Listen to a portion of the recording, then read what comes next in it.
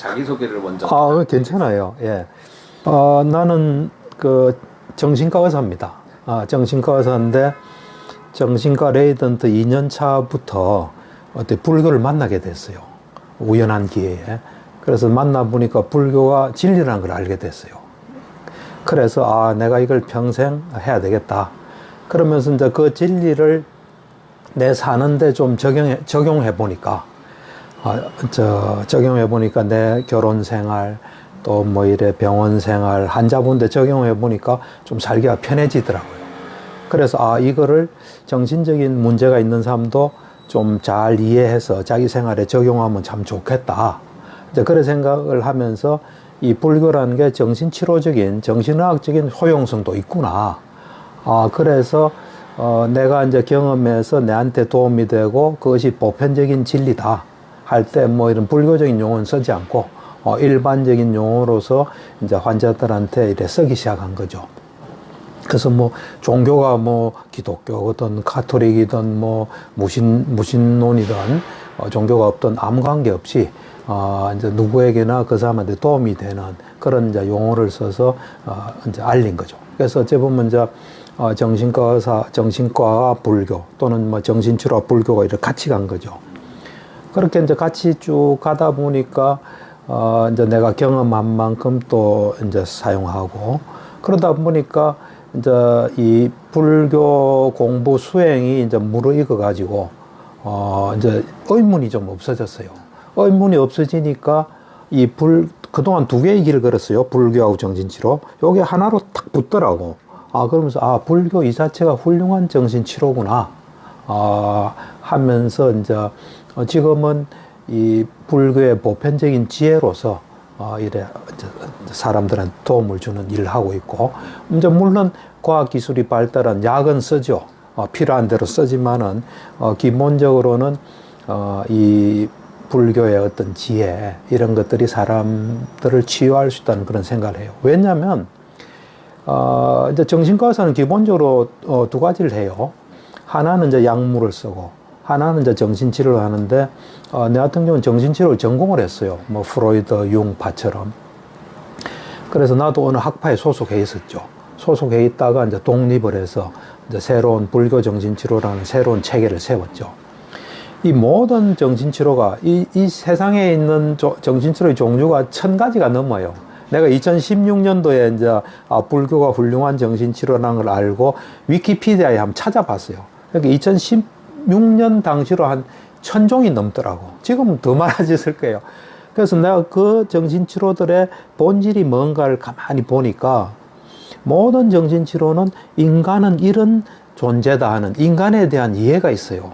그래서 모든 정신치료가 보면 물론 그 정신치료를 창시한 뭐 프로이드나 융이나 이런 사람의 어떤 통찰과 경험과 이제 사유가 들어있어요. 들어있는데 그래서 보면 인간은 이런 존재다. 그러면서 여기서 뭐가 잘못돼서 문제가 생기고 요렇게 하면 치료가 된다는 게 기본적으로 있어요. 불교도 인간이 어떤 존재라는 게 들어있어요. 그것도 이제 관찰을 통해서 사유가 아니에요. 직접 이제 수행을 하고 관찰을 통해서 인간은 이런 존재다. 이래서 문제가 생겼고 이렇게 치료한다. 그런 경험들이 충분히 축적된. 그래서 보통 이제 사람들은 프로이드의 정신분석이 최초의 과학적인 정신치료라고 이야기해요. 그게 1900년대에 나타났어요. 근데 내가 볼 때는 역사적인 붓다가 2600년 전에 어떤 깨닫고 나타나서 사람들한테 도움을 준 그 불교가 뭐 종교로서보다도 과학적인 정신치료의 시작이 아닌가 나는 이제 개인적으로 그런 생각을 하고 있죠. 예.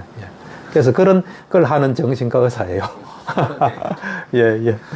호흡이라고 할 만한 그 느껴지는 부분들이 뭐 배도 느껴지고 공기가 들어가는 많이 이런 것도 느껴지고 요 앞에서 바람도 느껴지고 막 폐에서 느껴지고 여러 군데서 느껴지는데 이것도 다 각각의 대상이라고 한다고 하면 어떤 대상에다가 초점을 맞춰야 되는지를 잘 모르겠더라고요.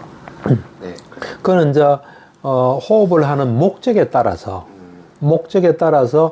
이제 내 마음을 하나로 모으는 수행이 이제 삼매를 개발한 게 사마타 수행이에요. 네. 사마타 수행할 때는 만약에 코에서 한다면 요 코에만 일 모아야 돼요. 코가 요 코의 피부를 말씀하시는 피부 말고 요 그냥 요 근처. 그러니까 숨이 들락날락 하는 거 어떤 점을 정하지 말고 접촉점 이런 거 정하지 마. 접촉점은 나중에 저절로 생겨요. 집중력이 강해지면. 그 전에 그거 하려면 힘들고 안 돼요. 수업은, 이 수행이라는 건 힘 안 들이고 힘이 하나도 안 들어가면서 편안하게 해야 나중에 최고의 목적까지 갈 수 있어요. 목표죠. 그러니까 그냥 요 숨이 하여튼 여기서 있잖아요. 어쨌든 간에. 있잖아요. 그죠? 그러니까 뭐, 그거를 그냥 여기 보다가 또는 느끼다가 생각이 딱 딴 데로 가요. 이 생각이 가장 장애물이에요. 그러면 탁 알아차리고 놓고 여기로 돌아오는 거예요. 또 요 하다가 또 여기로 탁 가면 또 탁 놓고 돌아오는 거예요. 어째 보면 놓는 훈련을 계속 하는 거예요. 본질적으로 볼 때 잡을 건 하나도 없어요. 그래서 이 놓는 시스템을 우리 속에 구축하는 거예요. 그러니까 어째 보면 이제 하나도 안 잡고 한 상태가 최고의 경지라 보면 돼요. 그 훈련을 하는데 이제 요거는 됐어요. 그렇지만 또 미세하게 요소 왔다 갔다 할 수 있어요. 그럴 때 미세하게 간 것도 놓고 여기로 돌아와요. 또 미세하게 내가 잘해야지 하면 힘이 들어가잖아요. 그것도 알고 또 탁 놓아요. 그러니까 이제 이 사마타 수행, 삼매를 얻으려는 목적, 마음을 한 대상에 딱 모으는 훈련을 한다면 그래 해야 되고, 그렇지 않고 그냥 몸에서 일어나는 현상을 관찰하겠다 하면은 어디든지 상관없어요. 근데 이제 되도록이면은 코 내부라든지 코를 따라 들어가서 내부로 들어가다 보면 거기가 좀 묵직할 수 있어요. 약간 부작용이 생길 수는 있어요. 예. 그 외에는 뭐 자기가 뭐 어떤 거든지 고기 쓰는 현상을 보는 것 같으면 뭐 그거는 아무 제약이 없어요. 사마타 수행을 윗바사나 전에 많이 한다고 또 들어요. 근데 이제 이게 좀 내가 이야기하고 싶은 거는 윗바사나라는 용어 있잖아요. 네네. 이 윗바사나라는 용어가 이게 법의 속성을 보는 게 법이에요. 법에. 요때 법이란 거는 궁극적 실제를 말해요. 그러니까 궁극적 정신 물질을 말해요. 그러려면 궁극적 정신과 물질은 안 보이잖아요. 그걸 볼 수 있는 상태가 돼야 돼요. 된 가운데 그것의 속성인 무상고 모아를 보는 것을 윗바사나라 해요. 내가 니까야를 읽으면서 요 윗바사나를 부처님께서 언제 써나 하고 다 본 거예요. 다 봤을 때 항상 너희들이 해야 될 두 가지 수행이 있다. 사마타와 윗바사나다. 사마타, 윗바사나 짝을 둬서 계속 말해요. 한 군데인가 윗바사나 한다 말이 있어요. 그러니까 우리가 이제 언젠가부터 그냥 내가 손을 움직이면 손 움직임을 보는 걸 윗바사나라 하는 사람들이 많아요.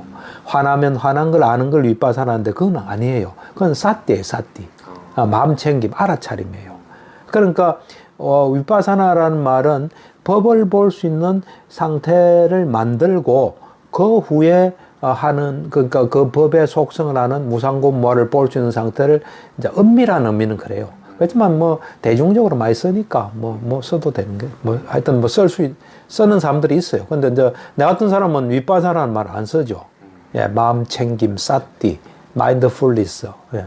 그래서 수행은 크게 이 현재에 있는 걸 관찰하는 간섭적 실제를 보는 눈, 귀, 코, 몸, 정신을 가지고 뭔가 유심히 보고 하는 그런 수행과 이거의 한계를 이제 뚫는 삼매를 닦아서 지혜의 눈을 얻어서 이렇게 보는 거.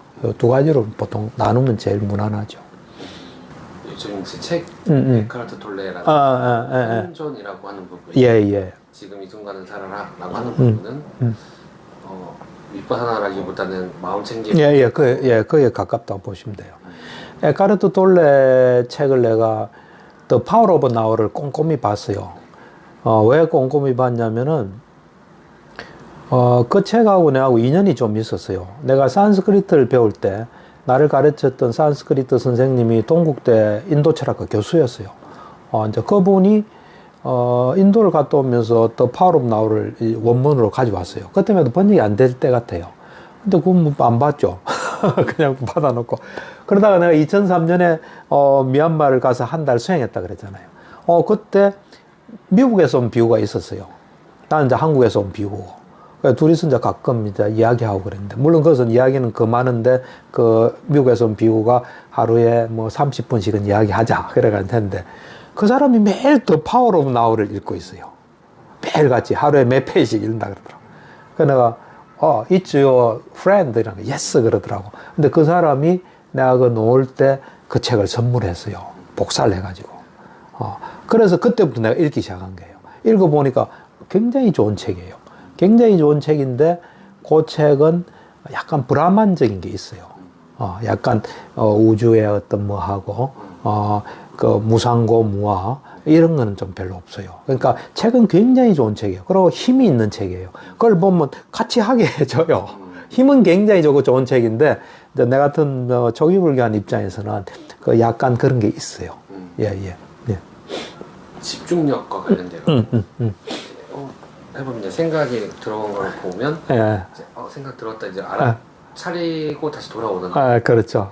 이게 이제 계속 반복되니까 예. 집중력이 많이 약하구나. 집중력을 키워야 되겠구나라는 생각이 계속 들더라고요. 이걸 이제 평상시에도 어떻게 이와 비슷한 수행할 수 있을까 했던 게 에크하트 톨레 이제 지금 이 순간 계속 의식하고 있는 그 부분이었거든요. 맞아요. 되게 도움돼요, 그 책. 네. 이것도 계속 놓치더라고요, 지금. 이게 한번 생각했던 게 가능할까? 한 번도 한순간도 놓치지 않고 이게 계속 이어지는 어떤 그런 상태가 될 수가 있을까? 아니면 이거를 이제 놓치고 하는 이게 계속 반복되면서 그냥 살아갈 수밖에 없는 건가? 그거는 이제 왜 자꾸 놓치냐면 이제 요런 그것을 알기 전에 태어나서부터 무수하게 살았잖아요. 무수하게 살 때 집중하면서 안 살았잖아요. 그러니까 이 시스템이 틈만 나면 올라오는 거예요. 그래서 놓치기 쉬워요. 그런데 이제 안 놓치는 경우는 이제 두 가지 경우가 있어요. 하나는 그냥 자동으로 안 놓치는 상태가 되는 경우가 있어요. 그냥 자기 의사하고 관계없이 그냥 딱 뭘 하든가 현재에 있는 상태가 돼요. 그 상태를 수행을 하다 보면 경험해요. 근데 그거는 계속 수행을 해야, 강도 높은 수행을 해야 유지가 되면 나중에는 그냥 저절로 그냥 이 의식이 그냥 저절로 있어요, 이렇게. 그런 상태가 오면은, 질문에 대한 답이 될 수 있어요. 그러고 이제 내 경우는 요가하고는 조금 다른데, 물질 수행할 때, 이 마음에서 만든 물질이 일어나요.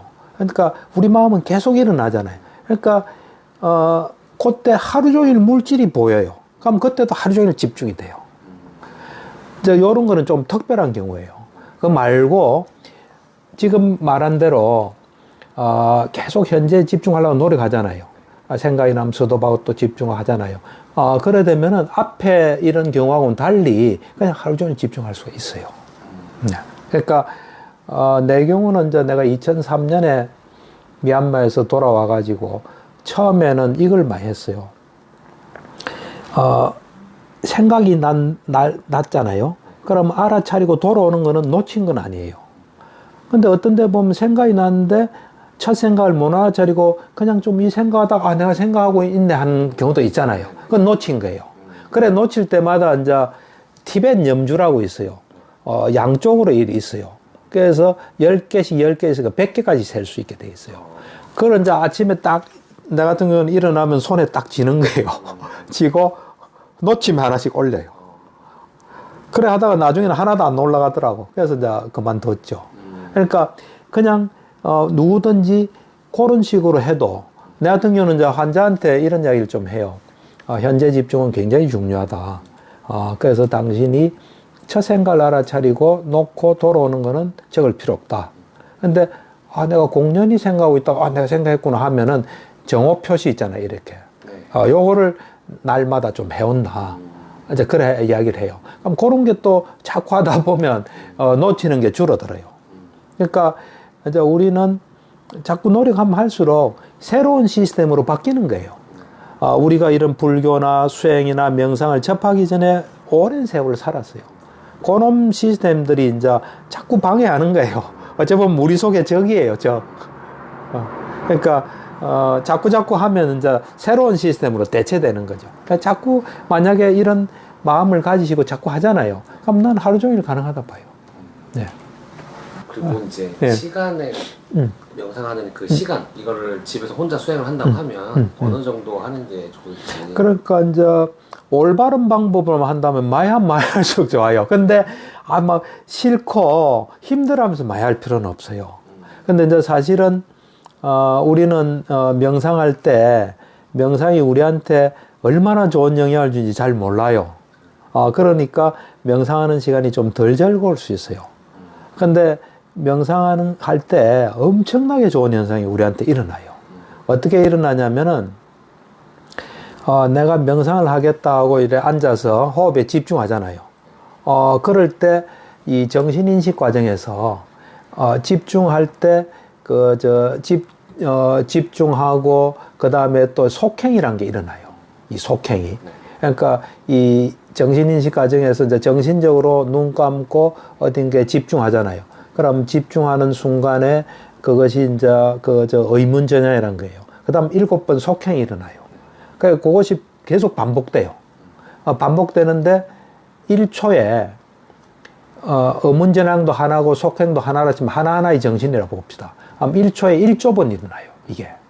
그러니까 엄청나게 많이 일어나요. 그런데 이제 의문전향은 이거는 이게 뉴트럴한 거예요. 중립적인 거예요.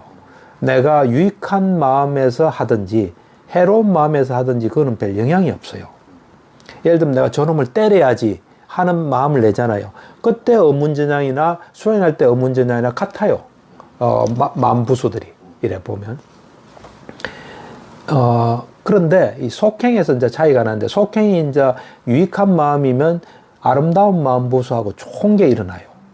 해로운 마음의 부수가 일어나요.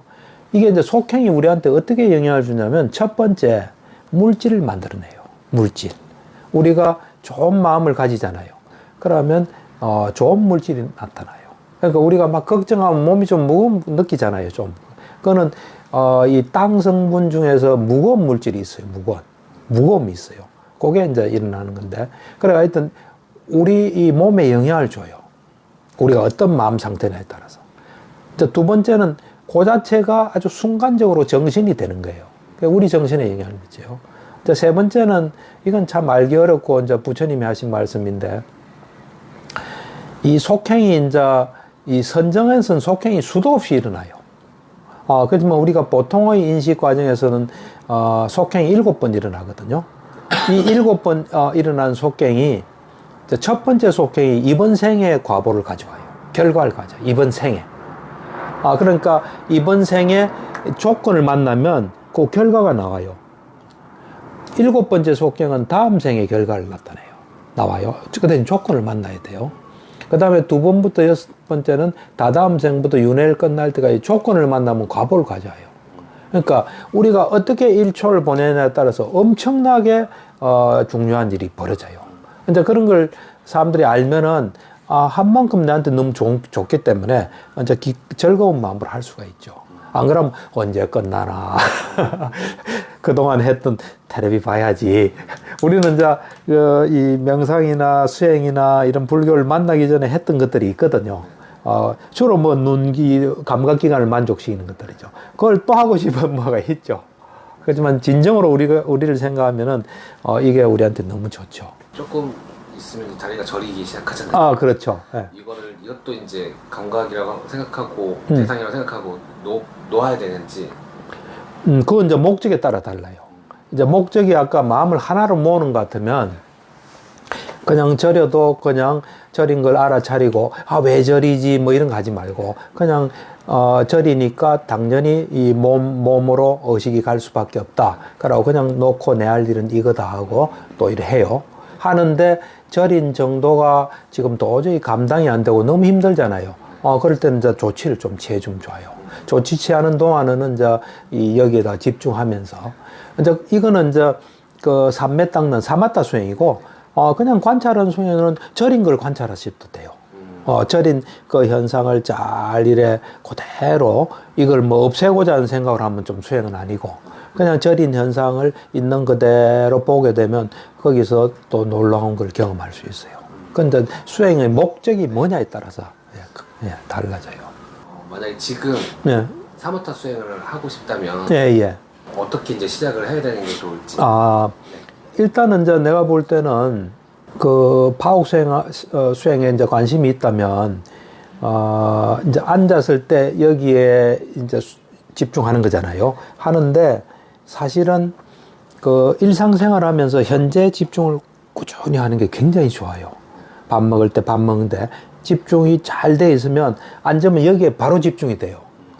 이제 앉아서는 뭐 생각도 하고 이러다가 앉으면 그 생각이 또 날 수밖에 없어요. 그러니까 그러니까 이래 딱 생각이 좋아요. 파옥 수행을 하고 싶다. 그래서 이 아나빠나사티 들숨날숨에 집중하는 수행을 하고 싶다면 딱 1순위를 딱 눈 뜨면 1순위가 여기 딱 가세요. 여기 가는데 불가피하게 1순위를 못 할 수가 있잖아요. 지금 내하고 인터뷰하면 이거 하면 안 되잖아요. 그렇잖아요. 그죠? 그때는 우리 여기서 이야기하는 데다 딱 집중해요. 예를 들면 이제 샤워를 한다. 샤워를 할 때도 여기 해본데 샤워할 때 도저히 여기는 안 된다 하면 이제 여기 딱 집중하고 마지노선이 현재 집중해요. 생각은 안 해야 돼요. 그래가 이제 하다 보면은 이 자기가 이제 본격적으로 어디 들어가서 한 일주일을 한다 이럴 때 집중이 굉장히 빨리 돼요. 내가 수행할 때 진도가 좀 많이 빨랐어요.